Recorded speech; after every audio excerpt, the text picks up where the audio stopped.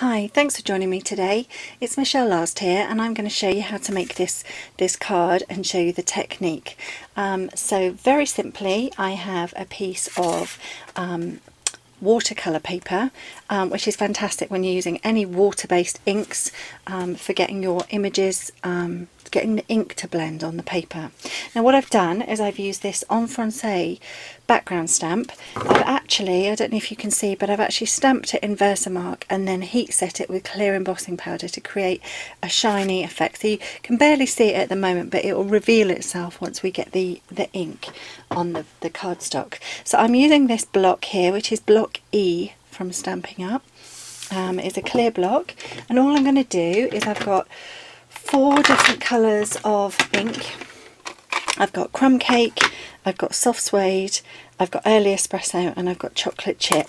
And I'm just going to dab some ink on the clear block in just different places. I don't know if you can see, it's very subtle, it doesn't look anything at all. I'm just going to build up the ink. So the early espresso is the darkest, so I'm going to add not quite so much of that. And the soft suede. And then lastly, the crumb cake. Now what I'm going to do is I have a water spray. This is just an old makeup bottle, but I've just filled it with water. And now you're going to spray the clear block. Now lay the clear block flat so it's horizontal, and get your water spray and hold it about 6 to 8 inches away from the clear block and spray. And you want the water to bead like it is on the clear block there. Hold it horizontal, get your cardstock, which you've already embossed, and then nearer the top I'm going to leave a bit of a gap at the bottom. Just going to press the clear block down and just leave it. And actually by leaving it, what happens is the water is absorbed into the cardstock. I don't know if you can see, if I press down you can actually see the water moving. Now it absorbs very well into watercolour cardstock, so you'll find it's not like using normal paper. It absorbs really quickly, but it will also leave nice little gaps, which is what we want. So just to show you the sample card next to it, to show you that how we get the background. And every time you make the background it will look different depending on how much water and how much ink you add. So I'm going to press this down until I feel that it's not going to absorb anymore. I've got a wet wipe, and when I remove it you'll see that we've got a bit of ink pilling.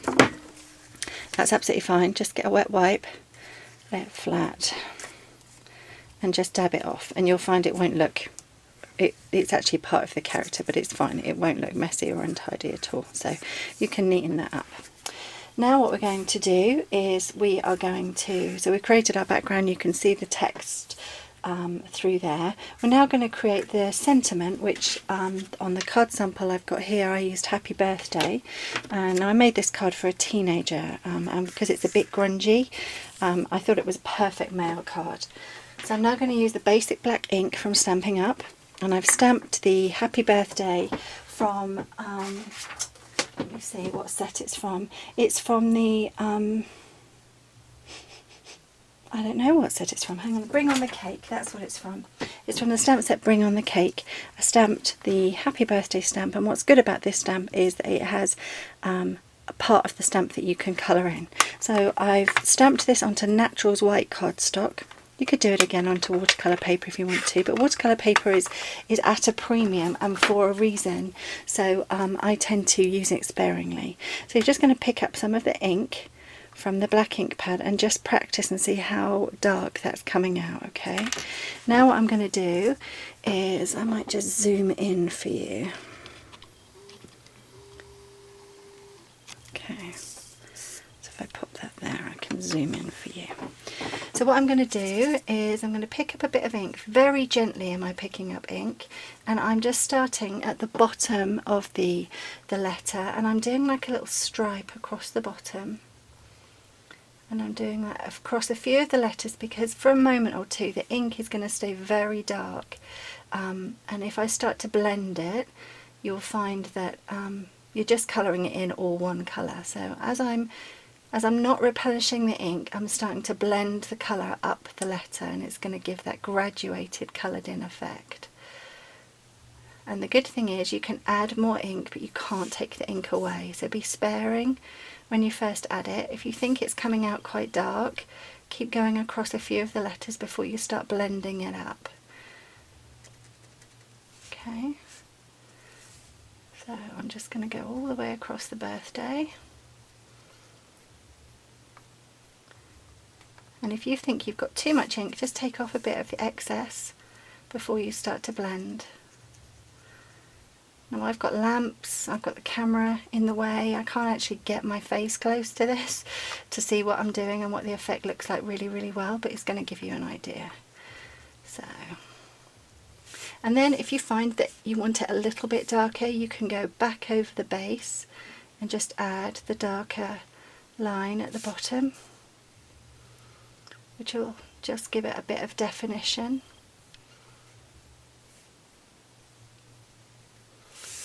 And then you're going to get your nice graduated effect. So I'm going to zoom back out. Always rub your nib to remove any ink, ready for next time. It may look like I've got black ink on my nib, but it's fine. It's not actually giving out any colour. Then I'm going to mount my happy birthday onto the black cardstock that I've pre-cut. I'm just going to use my Tombow for that. I will give you all the measurements on the video and also on the blog post, so stop by my blog to see the supplies used. Then I'm going to think about where this is going to go, and I want this to come right to the edge of my cardstock, and I want it to be just slightly off on the stamped image and slightly off the stamped image. I'm going to use dimensionals to stick that down, and I'm not going to put a dimensional near the top in the centre where the arrow is going to go, because I want to be able to get the arrow on without too much difficulty. So I'm then going to stick, this would go approximately here. You then need to get your chevron punch. Ooh. Sorry. You then need to get your chevron punch, and you need to line up where you want your chevrons to be. So I'm just going to push my cardstock all the way in, punch it out. Then I have a piece of black cardstock that I will stick behind it to make it pop. So let's just get that stuck on.